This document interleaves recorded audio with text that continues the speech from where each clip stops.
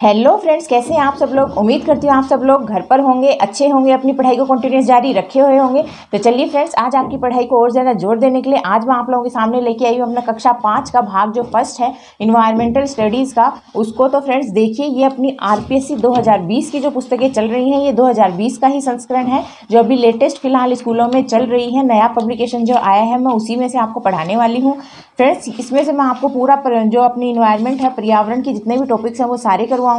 अगर आप REET level first की तैयारी कर रहे हैं तो ये आपके लिए बेहद इंपॉर्टेंट है, क्योंकि जो भी स्कूल बेस पर आपको पढ़ाया जा रहा है उसकी आपको नॉलेज होना चाहिए कि आपके अभी जो फिलहाल जो स्कूलें हैं उनमें कौन सा कोर्स चल रहा है। जैसा कि अपना सिलेबस में बताया गया है कि अपने सिलेबस के अकॉर्डिंग 2019-20 की जो बुक्स हैं उनमें से अपना पेपर बनने वाला है, तो आप लोगों को मैं वही यहाँ पर प्रोवाइड करवा रही हूँ ताकि आपका कोई भी क्वेश्चन जो पेपर में आए वो छूटे ना। फ्रेंड्स, अक्सर ऐसा होता है कि अपन बड़ी क्लासेस की बुक्स पढ़ते हैं, छोटी वाली क्लासेस को अपन देखते ही नहीं है। यही तो अपन सबसे बड़ी गलती करते हैं फ्रेंड्स, क्योंकि अपने सिलेबस में लिखा हुआ है कि 2019-20 से ही पेपर जो है वो अपना बनने वाला है। तो फ्रेंड्स, जितनी भी 19-20 की बुक्स अपने पब्लिश हुई है वो सारी आप अपने सब्जेक्ट की पक्के से देख के जाना। इनके बाहर से कुछ आएगा नहीं और इनके अंदर आप जितना भी सामग्री आपको मिले आप ज़्यादा से ज़्यादा पढ़ने की कोशिश करना। तो चलिए, पहले तो मैं आप लोगों को यहाँ पर पर्यावरण अध्ययन के जो टॉपिक्स हैं वो कराऊंगी। तो चलिए देखिए, शुरू करते हैं अपना आज का। पहले मैं आपको यहाँ की सारी जितनी भी अनुक्रमणिका में जितने भी चैप्टर्स हैं वो सारे बता देती हूँ। उससे पहले एक बात और बता देती हूँ कि फ्रेंड्स, अब जो अपनी आरपीएससी की बुक्स है ना वो इस आधार पर बनती है। जैसे आपने यहाँ पर देखा होगा भाग 1, ये भाग 1 क्या है फ्रेंड्स, ये ऐसे है कि अपने 3-3 महीने के अकॉर्डिंग अपनी जो बुक्स हैं उनको डिवाइड कर दिया गया है। इनके सारी क्लासों में 3rd हो, 4th हो, 5th हो, तीनों क्लासेज में हर एक बुक के 3-3 पार्ट बनाए गए हैं ताकि 3 महीने की एक बुक बना दी गई है। इसी में आपको एक ही बुक के अंदर आपको हिंदी मिल जाएगी, इंग्लिश मिल जाएगी, मैथ मिल जाएगी, पर्यावरण मिल जाएगी। आपको सारे जो बुक्स हैं वो सारी एक में ही मिल जाएंगी। जैसे आपके सामने ये देखिए, ये हिंदी है, फिर ये अपने इंग्लिश आ जाती है, फिर ये अपने मैथ आ जाती है और लास्ट में अपनी क्या आ जाती है, अपने पर्यावरण अध्ययन आ जाती है।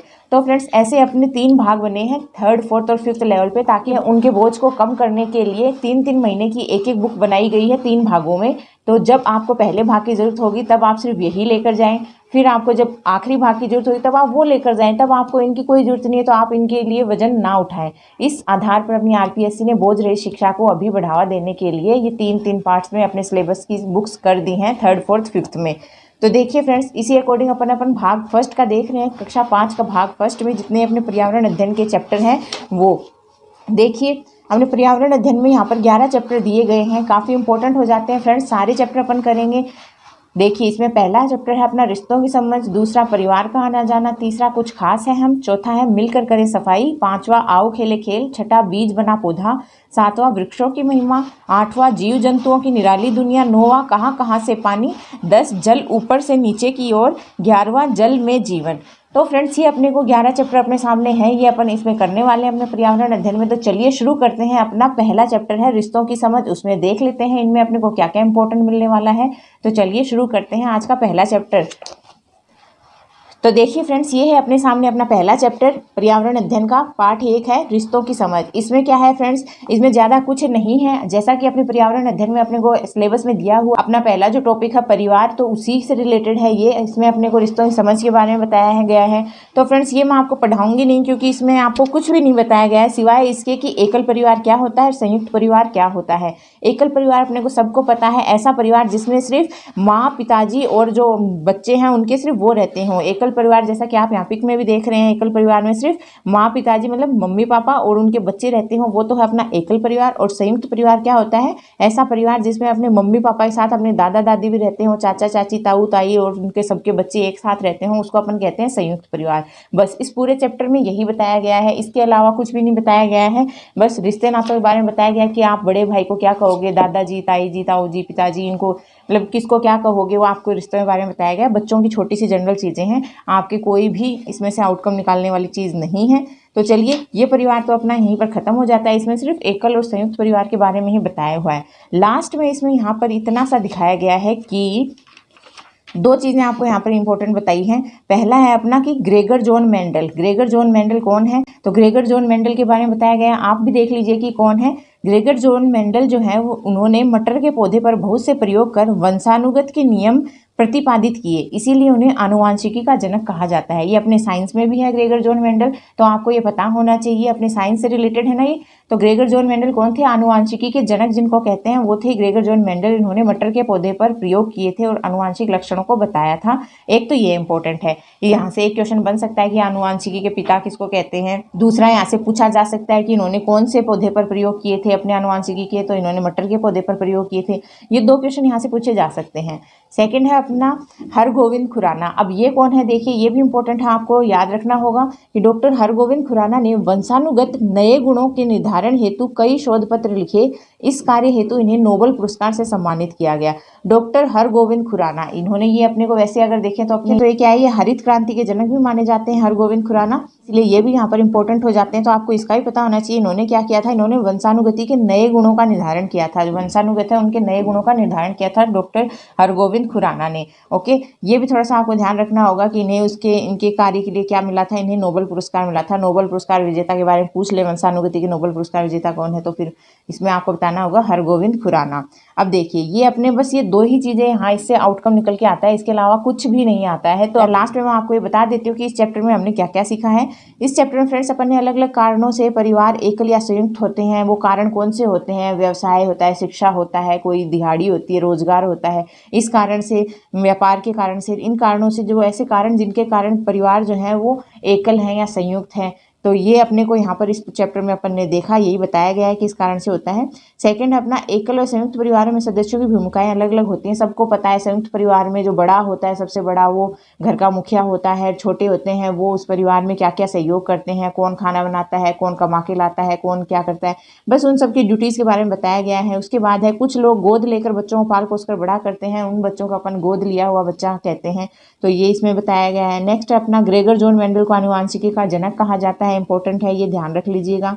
और डॉक्टर हरगोविंद खुराना को वंशानुगत नए गुणों के निर्धारण हेतु नोबेल पुरस्कार से सम्मानित किया गया। ये फ्रेंड्स यहाँ पर बस 2 इंपॉर्टेंट लाइनें निकल के आती हैं पूरे चैप्टर की। इसके अलावा इस चैप्टर में कुछ भी नहीं है आपके याद रखने लायक। ओके, तो चलिए इसी में अपन देख लेते हैं अब अपना नेक्स्ट जो है अपना परिवारों का आना जाना। क्योंकि पहला जो अपना चैप्टर है अपने पर्यावरण अध्ययन में रीड लेवल फर्स्ट में, उसमें अपने परिवार के बारे में ही बताया गया है। तो परिवार की पूरी नॉलेज होनी चाहिए, आपको रिश्तों की नॉलेज होनी चाहिए, परिवार कितने टाइप के होते हैं उसकी नॉलेज होनी चाहिए, और परिवार के रिश्तों के क्या नाम है उसकी नॉलेज होनी चाहिए। ये जनरल सी बातें हैं जो आपको पर्यावरण अध्ययन के फर्स्ट टॉपिक में रीड लेवल फर्स्ट में बताया गया है परिवार के बारे में, उसमें से निकल के आती हैं। पहला अपन ने देख लिया अपने रिश्ते नाते। अब अपन देखेंगे परिवारों का आना जाना। किसी परिवार का एक जगह से दूसरी जगह क्यों आना जाना होता है, तो उसके बारे में इस चैप्टर में बताया गया है। पूरा पढ़ने का जरूरत नहीं है, आपको नॉर्मल से बता देती हूँ। इसका क्या कारण है? वही कारण है, या तो शिक्षा के लिए आते जाते हैं, या व्यवसाय करने के लिए आते जाते हैं, या दिहाड़ी के लिए आते जाते हैं, या फिर कोई प्राकृतिक आपदा आ जाए, मान लो कोई बाढ़ आ गया, कहीं भूकंप आ गया, सुनामी आ गई, जिस कारण उनका जो प्राकृतिक आवास है वो टूट जाता है, जहाँ पर वो रहते हैं वो रहने लायक नहीं बचता है वो स्थान, तब वो क्या करते हैं? पलायन करते हैं एक जगह से दूसरी जगह। ये कुछ कारण है कि परिवार जो है वो एक जगह से दूसरी जगह आते जाते रहते हैं। अब जैसे कि आप सब लोग स्टूडेंट्स हो, आप भी तो पढ़ने के लिए शहरों में आए हो, कोचिंग्स करने के लिए आए हो, अपने गांव घर छोड़कर आए हो। तो फ्रेंड्स बस यही रीज़न है, इसके कारण परिवारों का आना जाना लगा रहता है एक जगह से दूसरी जगह। तो ये तो कुछ इंपॉर्टेंट इसमें था नहीं कि आपको इसमें कुछ बताया जाए, आपको पढ़ाया जाए, बस नॉर्मल सी बातें हैं। बातों बातों में बताया गया है कि कमरा किराए पर लेना पड़ता है, परिवार का रहना सोना खाना सब मतलब उसकी व्यवस्था करनी पड़ती है, खुद से ही अपने को सारी अरेंजमेंट जो होते हैं वो करने पड़ते हैं। शहर में खर्च अधिक होता है, गाँव में खर्च नहीं होता है इतना। ये सब जनरल सी बातें हैं जो आप आराम से बता सकते हो या जानते ही हो, इसमें आपको पढ़ने की जरूरत नहीं है, इसीलिए आपको पढ़ाकर टाइम वेस्ट नहीं करूँगी। देखिए इसमें जो इंपॉर्टेंट चीज़ निकल के आती है ना वो मैं आपको बता देती हूँ। यहाँ तक इसमें कोई भी इंपॉर्टेंट चीज़ नहीं है, बस यही है कि कब आते हैं कब जाते हैं। आप भी देख सकते हो सरसरी निगाह से कि इसमें यहाँ तक कोई भी इंपॉर्टेंट चीज़ नहीं आती। अपना जो इंपॉर्टेंट चीज़ें शुरू होती हैं वो आती हैं अपनी यहाँ से, अपना इंपॉर्टेंट पैरा यहाँ से स्टार्ट होता है जो अपने को नॉलेज होनी चाहिए जिसकी।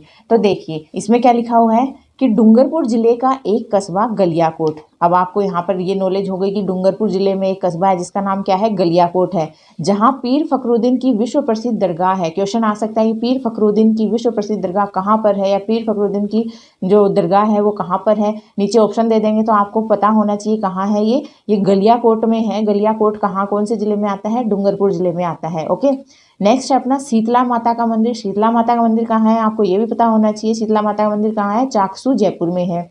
फिर स्थापत्य कला के बेजोड़ नमूने वाले जैन मंदिर व सोमनाथ मंदिर हैं। स्थापत्य कला के जैन मंदिर और सोमनाथ मंदिर हैं, इसकी भी आपको नॉलेज होनी चाहिए। आगे है गुजरात राज्य में कडाणा बांध बनने से यह डूब क्षेत्र में आ गया। अब देखिए ये क्वेश्चन यहाँ से निकल गया कि गुजरात क्षेत्र है उसमें कौन सा बांध है, तो उसमें अपने कडाणा बांध है, और जो अब किस में आ चुका है वो डूब क्षेत्र में आ गया है। तो बरसात के दिनों में कस्बे में पानी भरने लगा। जब बारिश हुई तो वहाँ पर क्या हुआ, पानी भरने लगा। अतः सरकार ने यहाँ के लोगों को नई जगह मकान बनाकर दिए, स्कूल अस्पताल आदि सुविधाएं दी। इसे आज पुनर्वास कॉलोनी के नाम से जाना जाता है, लेकिन कई लोग आज भी अपने खेत खलिहान न छोड़ने के कारण वहीं बसे हुए हैं। ये नॉर्मल सी बात है कि क्यों उनको अपना खेत खलिहान छोड़ना पड़ा गुजरात के लोगों को, क्योंकि वहाँ पर बाढ़ आ गई थी, उनके मकान जो है वो सारे डूब गए थे, इसीलिए सरकार ने उनको नई जगह पर मकान बनाकर दिए। और कोई अगर इंसान कहीं नई जगह पर बसता है तो उसको किन किन सुविधाओं की जरूरत होती है, तो उसको स्कूल, अस्पताल, बाजार वगैरह इन सब की जरूरत होती है, वो आपको यहाँ पर इसमें बताया गया है। आप देखिए ये आपके काम का नहीं है क्या सोचना है क्या नहीं, ये आपको एक चित्र से बताया हुआ है कि ये डूब गए हैं सारे घर, इसीलिए यहाँ पर ये पलायन करके जा रहे हैं लोग एक जगह से दूसरी जगह। तो देखिए ये एक छोटा सा पैरा है, जनरली आपको समझ में होना चाहिए कि पहले लोगों की आवश्यकता रोटी कपड़ा और मकान थी। पहले लोगों की आवश्यकता रोटी कपड़ा मकान थी बस, लेकिन अब लोगों की आवश्यकताएं बढ़ गई हैं। अब रोटी कपड़ा मकान, शिक्षा, रोजगार और सुख सुविधा हो गई है। इस कारण लोग पैतृक जगह छोड़कर अन्य जगह पर रहने लगे हैं। इस कारण भी लोग एक जगह से दूसरी जगह रहने लगे हैं। अब देखिए ये अपन ने यहाँ पर कंप्लीट कर लिया अपना सेकंड चैप्टर। इसमें अपन ने क्या क्या सीखा, अपन ने देखा इसमें कि अलग अलग कारणों से कुछ परिवार एक स्थान से दूसरे स्थान पर आते जाते रहते हैं।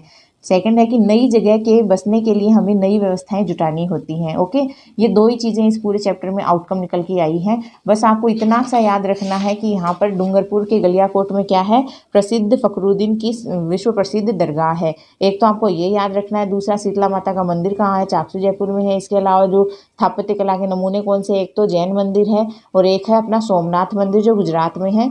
नेक्स्ट है अपना गुजरात राज्य में कडाणा बांध भी है। ये आपको 4-5 चीज़ें यहाँ से ही आपको निकल के आई हैं जो अपने इम्पोर्टेंट हो सकती हैं एग्जाम की वजह से। तो चलिए फ्रेंड्स, यहाँ पर अपन ने 2 चैप्टर पढ़ लिए हैं। आज की वीडियो में तो बस इतना ही। नेक्स्ट वीडियो में अपन पढ़ेंगे कि कुछ खास है, हम इंपॉर्टेंट टॉपिक है फ्रेंड्स, इससे क्वेश्चन बनेंगे क्योंकि अच्छा है, इंपॉर्टेंट टॉपिक है, इसीलिए यहाँ पर इस चैप्टर को आपको मिस करना तो बिल्कुल भी नहीं बनता है। ब्रेल के बारे में पूरा बताया गया है, काफ़ी इंपॉर्टेंट है। डिसेबिलिटीज़ बताई गई हैं, ब्रेल कैसे बनता है उसके बारे में बताया गया है। ये चैप्टर तो आपको पक्के से करना ही पड़ेगा। तो चलिए फ्रेंड्स, आज की वीडियो में तो बस ये 2 चैप्टर ही करेंगे। नेक्स्ट वीडियो में अपन करेंगे अपना कुछ खास है हम पार्ट 3। तो चलिए, अगर आपको वीडियो पसंद आया है तो वीडियो को ज़्यादा से ज़्यादा लाइक कीजिए, अच्छे अच्छे कमेंट्स कीजिए, चैनल को दिल खोल कर शेयर और सब्सक्राइब कीजिए। आप सभी प्यारे प्यारे दोस्तों का वीडियो को एंड तक देखने के लिए दिल से धन्यवाद। Thank you friends.